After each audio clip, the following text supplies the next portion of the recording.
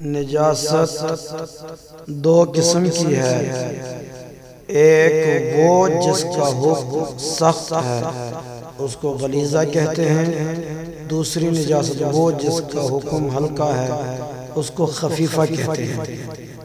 نجاست غلیظہ کا حکم یہ ہے کہ اگر کپڑے یا بدن میں ایک درہم سے زیادہ لگ جائے تو اس کپڑے یا بدن کو اس نجاست سے پاک کرنا فرض ہے۔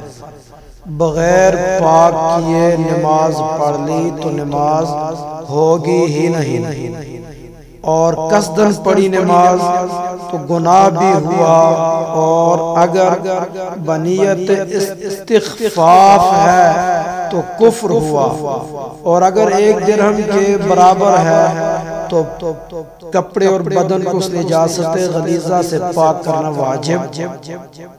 بغیر پاک کی نماز پڑھی تو نماز مکروہ تحریمی ہوئی، یعنی اس نماز کا اعادہ واجب ہے، اور قصدن پڑھی تو گناہگار بھی ہوا، اور اگر ایک درہم سے کم ہے تو پاک کرنا سنت ہے۔ بے پاک کی نماز ہو گئی مگر خلاف سنت ہوئی، اور اس کا اعادہ بہتر ہے۔